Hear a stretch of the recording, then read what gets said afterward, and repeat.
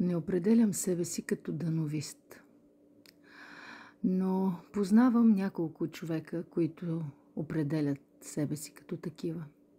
Ходила съм на няколко паневритми.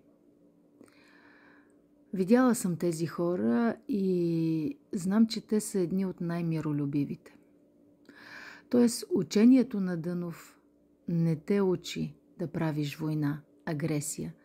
То те учи да даваш любов.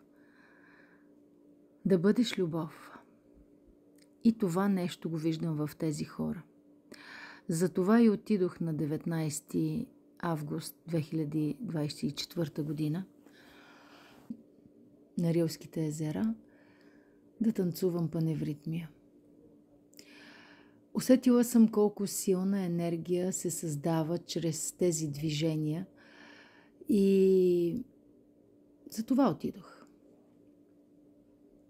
Тоест, за да си доставя удоволствие, за да видя какво е усещането красиви бели тела да се движат под такта на музиката като едно и да създават чисти вибрационни енергии. Красиво беше. И какво се случи? На излизане виждам някакви плакати. Чета разни лозунги, чета, не мога да разбера какво става, кой го прави това нещо. И изведнъж някакви книги, Новия завет и някакви други.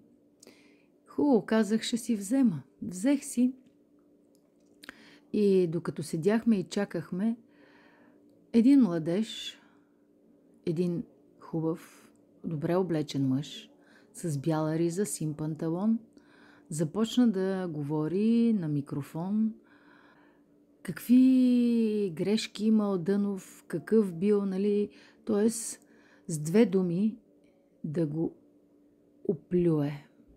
Аз не съм прочела Христос да те учи да хулиш някого, да хвърляш камъни по някого, който и да било той, колкото и грешен да е. И така както не разбирах за какво става дума, започнах да схващам. Господина с ризата и панталона сериозно се бе подготвил. Имаше визия и плакати, внушаващи респект.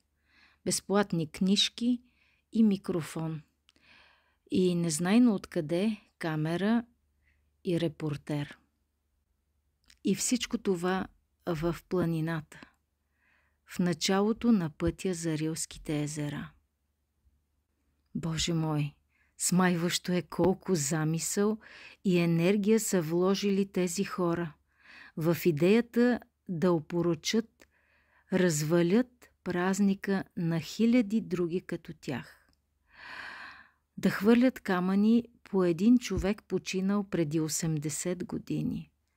Човек с хиляди последователи. Сърцето ми се сви от болка. Не можех да гледам и да слушам, не можех да продължа да остана на това място. Тръгнах си. По пътя съжалих, че не казах само едно изречение на този младеж. Бог на това ли те учи? Мисля и до днес с жал. Колко ли трябва да си обезверен, безсилен, слаб, нещастен, зъл, завистлив? Все състояние с ниска вибрация, за да постъпиш като този човек и хората около него. Затова и направих този филм. За собствено удовлетворение и за теб. Ако схващаш за какво говоря. Няма безгрешни хора. Петър Дънов е човек. Защо той да е безгрешен? Ние хората ли сме тези, които да го съдим? Не е ли Бог този, който да прави тези неща? Не ни ли учи Бог точно на това? Да не съдим, да обичаме. Смирявам се пред всичко. И искам да приема всичко това. Моля се на Бог да ми даде сила и вяра да го направя.